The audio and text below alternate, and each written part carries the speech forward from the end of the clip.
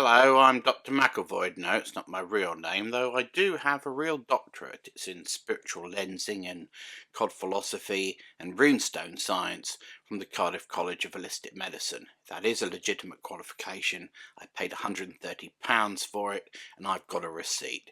So welcome to another edition of Nude Politics, the occasional segment, studiously, politically objective and neutral, where I presume to provide sort of, I don't know, pseudo punditry, cod psephology on the political remnants of the day. And this time we're talking about the local elections and the elections in Scotland and Wales, which the votes of which have been counted as I speak. So I'm going to be making some educated guesses, if you like, about the final result, but I could be completely wrong. In which case this video, I suppose, is pointless.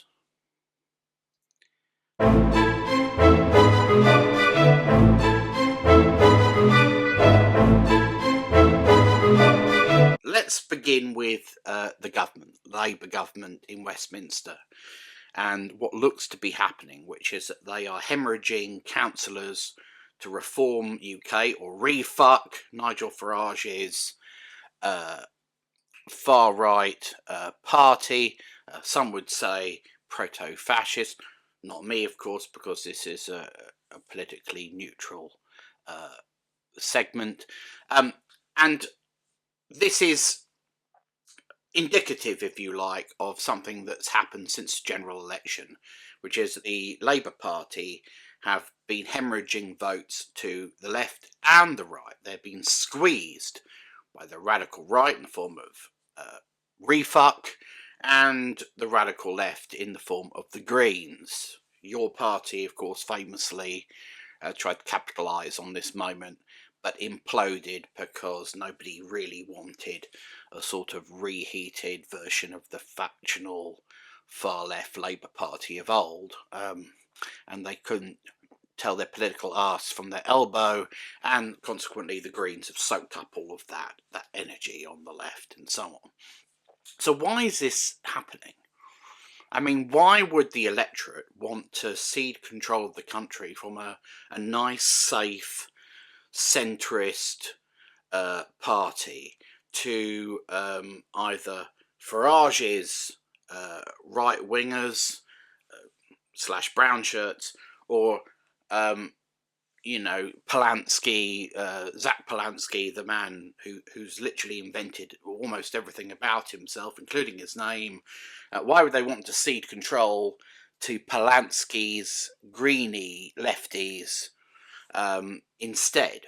Because these are arguably, if you're from a centrist point of view, extreme positions, extreme ends of the political spectrum.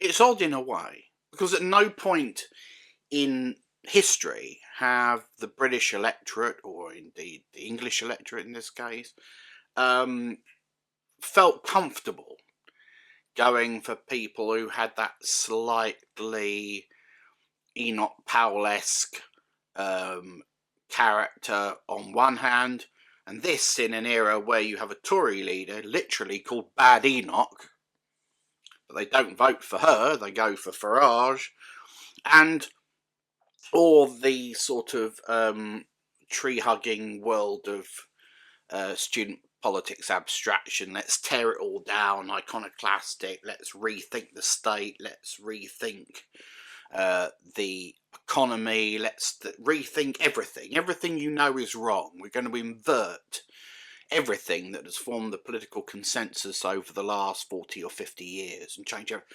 Why would we do that to ourselves?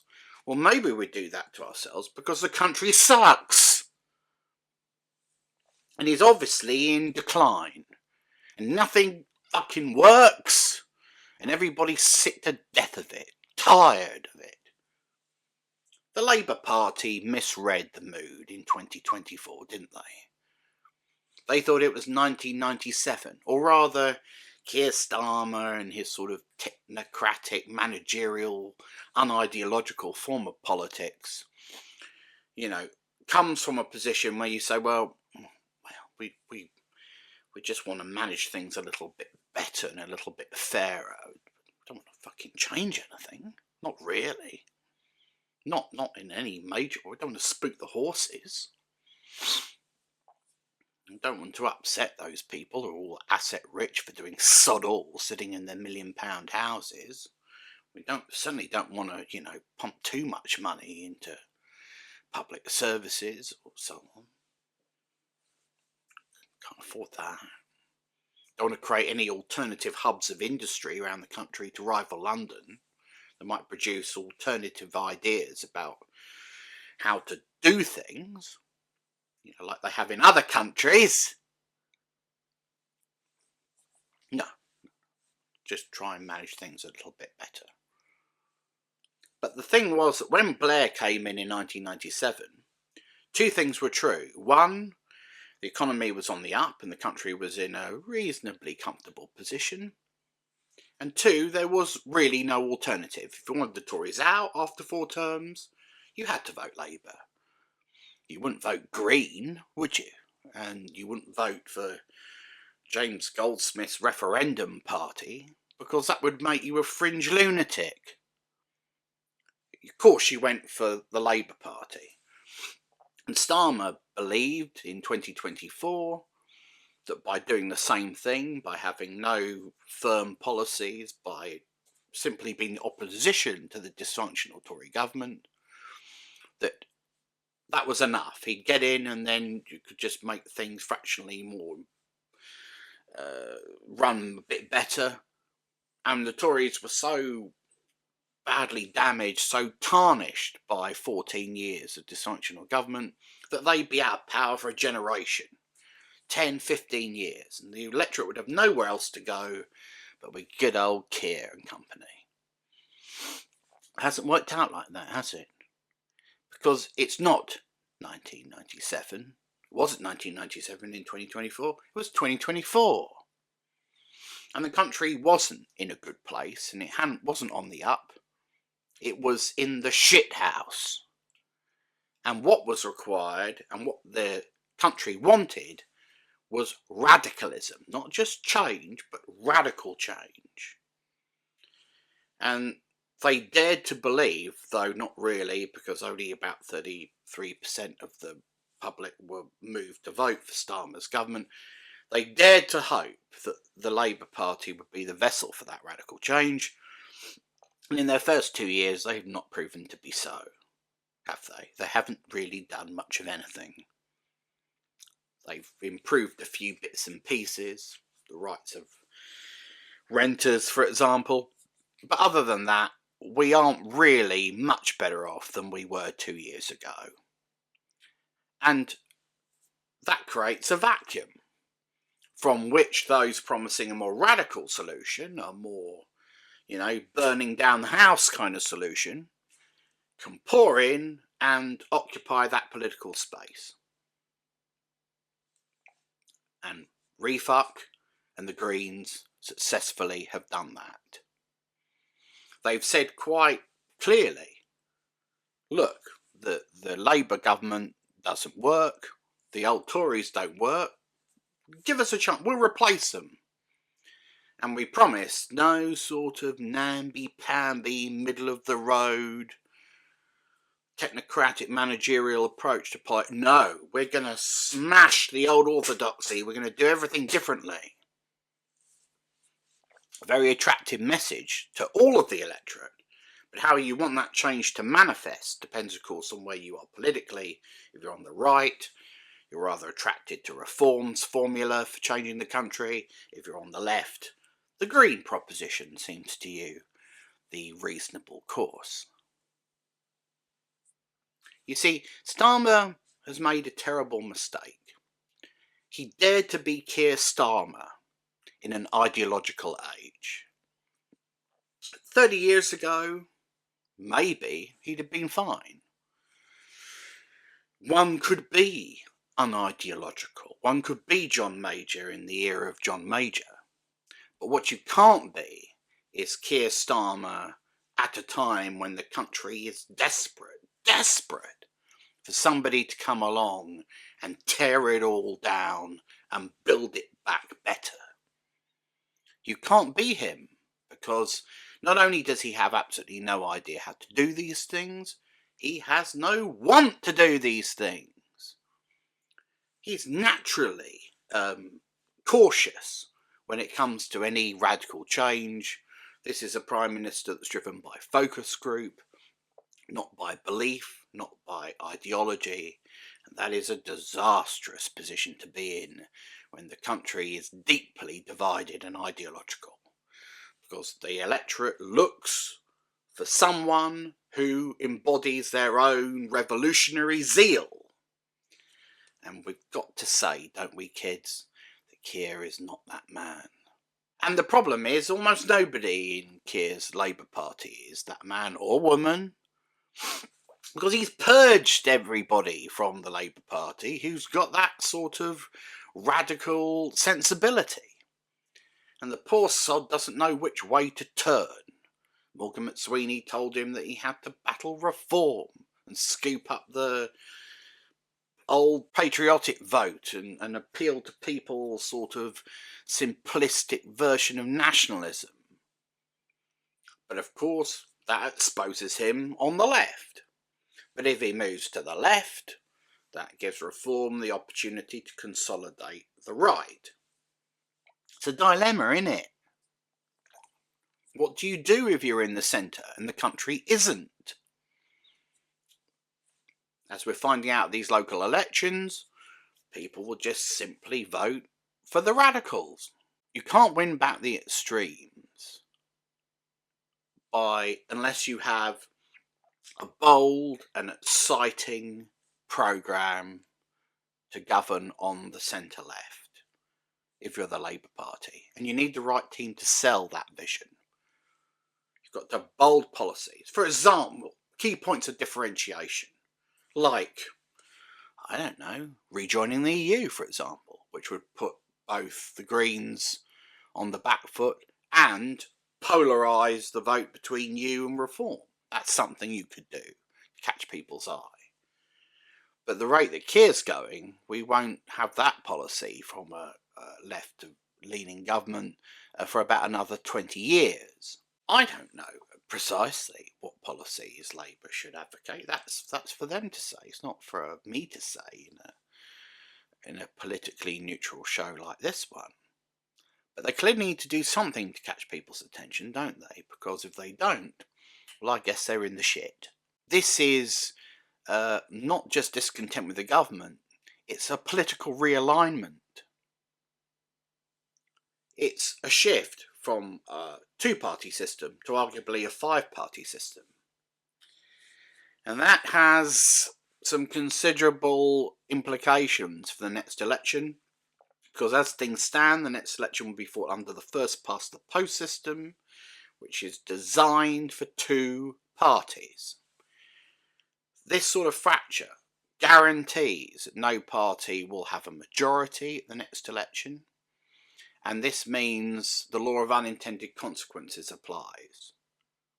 So, for example, you may think to yourself, well, I sure hope reform doesn't get in, but it's okay because at least, they won't have enough votes to form a majority, and the Tories will be decimated and they won't have enough votes to form a majority. No. But what they could do is band together to form a government, because collectively they might have enough to get over the line. And then you've got a government that nobody voted for, that literally no one wanted.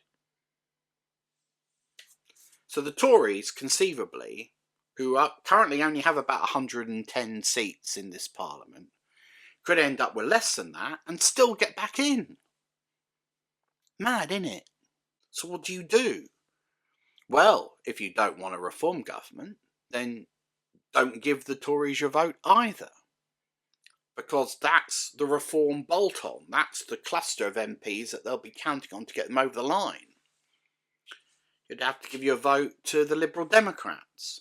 Or, I don't know, even the Labour Party, actually. And if you want a sort of progressive, radical government, but with a sort of moderate sensible social democratic bolt-on, well, you'd want to put all your eggs in the Green and Lib Dem basket, wouldn't you? And hope to God that there's more of you than there are ReFuckers. I mean, if I were Labour, I might consider introducing proportional representation at the next election. Not previously an electoral system that I have advocated for. But in a 5-party system, it's got to be PR, hasn't it? It can't be a first past the post election and reflect the electorate's intent. The only legitimate system that would reflect this kind of subdividing of the vote would be PR, wouldn't it? And then at least people would vote understanding that whatever the result, it's going to be a coalition of some kind. And that will be the new normal. That's the picture in England, and it's pretty dire. Reform are obviously going to use their result to say, well, they're on the up and that they've got momentum. Greens will do the same. They might convince enough people that they're now in the ascendant and that Labour and the Tories are in sufficient decline to persuade enough people to stick with them throughout this Parliament and into the general election at the expense of the traditional two parties. It can make for a very interesting Parliament. In Scotland and Wales, well, what the hell's going on there? Well, they're still counting as I record this. So I could be completely wrong, but the polls say that Plaid will clean up in the Senate, the Welsh Parliament, Welsh Assembly, whatever you want to call it, and in Holyrood, our old friends, the SNP, will remain the largest party and, if not get an absolute majority of 65 seats or more, have enough to govern with those other independent MPs, the Greens. So in other words, 5 more years of what Scotland's had for the last 5 years, except with a governing party that's hugely corrupt and discredited and exhausted and only really has one strong policy, which is an independence referendum, i.e. the same one that they've always had and the only one they're really interested in.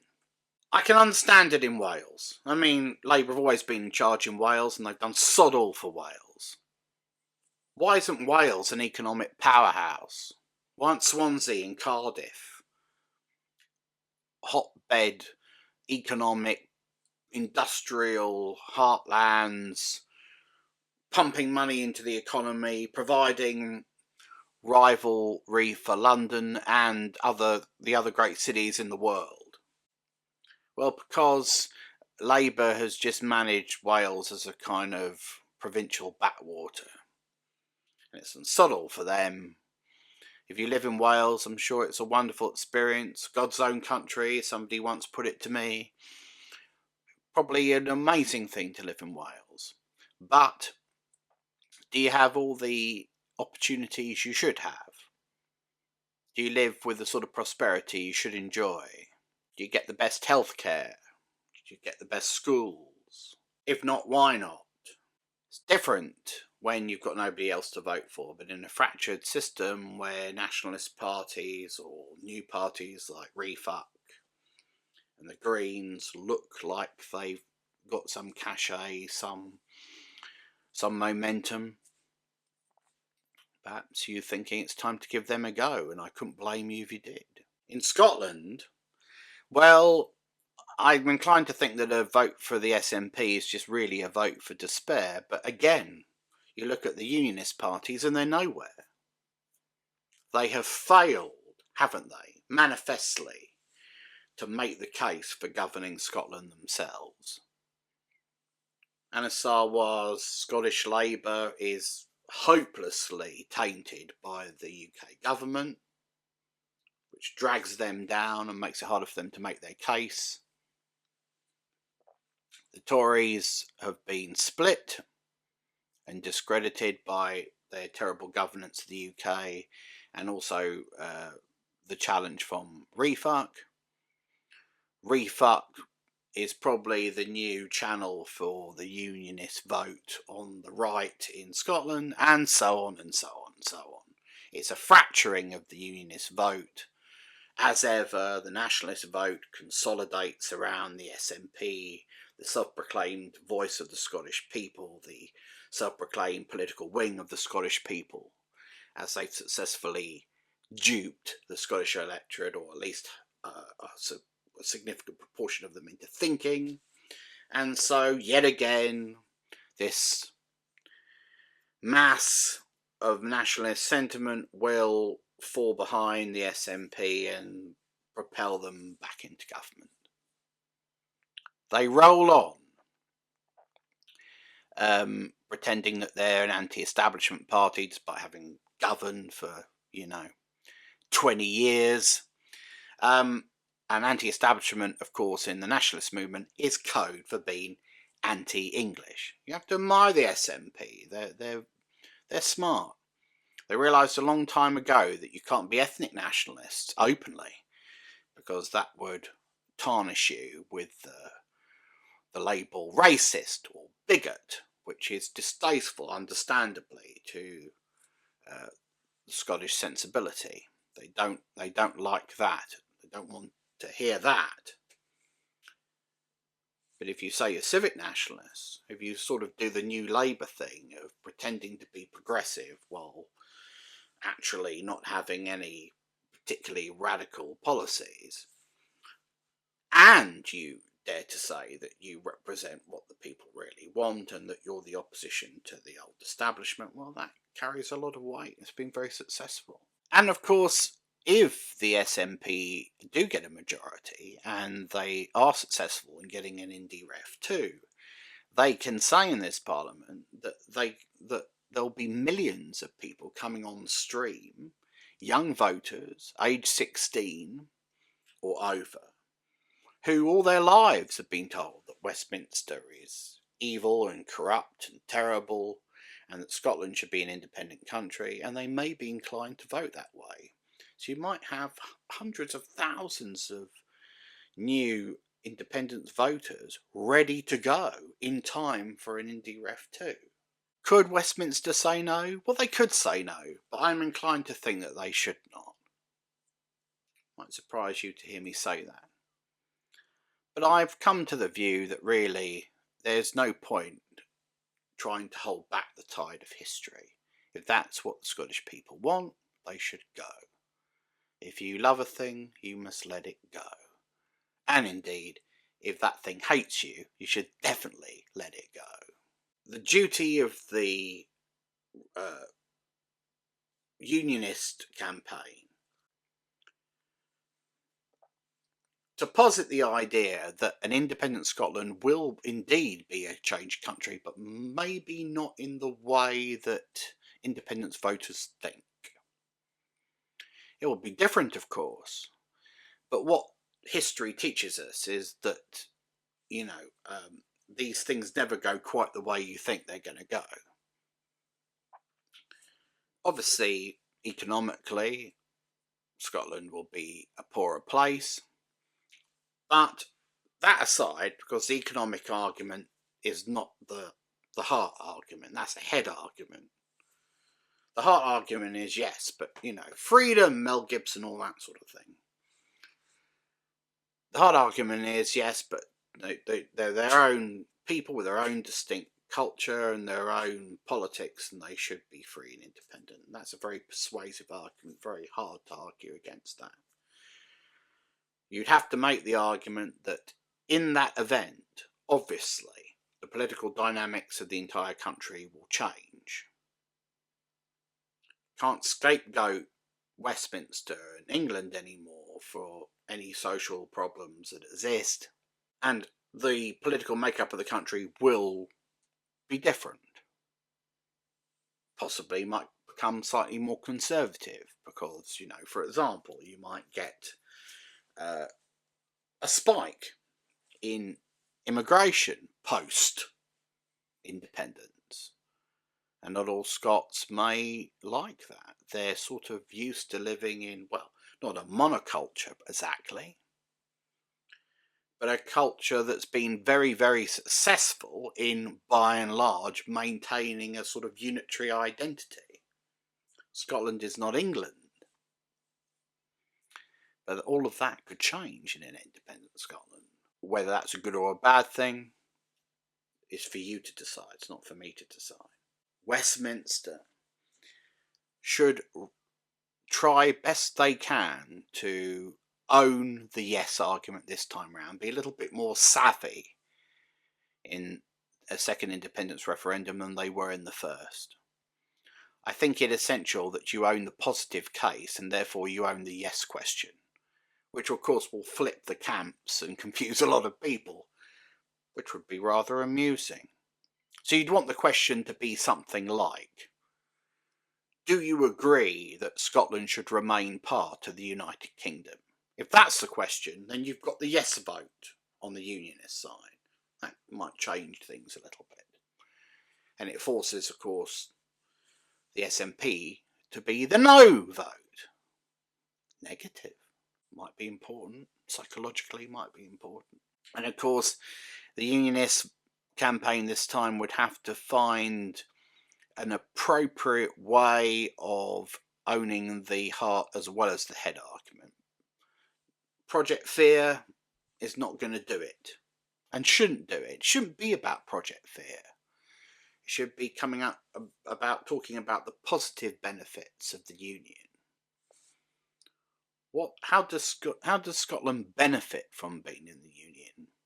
Not just economically, but culturally. It's not for me to say, but that argument would need to be made. So it's exciting times we live in. It does look like we're becoming a more fragmentary land. It does look like the nationalists are in the ascendant, both in England, Scotland and Wales. In England, I'm counting ReFuK as a sort of English nationalist. Whatever their pretensions to represent Wales and Scotland, it's England that they really care about. So nationalism is on the up. The politics of consensus, unification, moderation, centrism, if you like, are in decline. And everybody, everywhere, wherever you live in the UK, is yearning for some form of radical change because they're sick to death of everything being just a little bit shit. They want more than competence, they want ideas, big ideas, and they want to see big changes. And of course, change scares people, and it means that whoever wins out finally, we're going to live in a very polarised country where one half hates the land they live in and feel estranged in it, and the other half is in sort of seventh heaven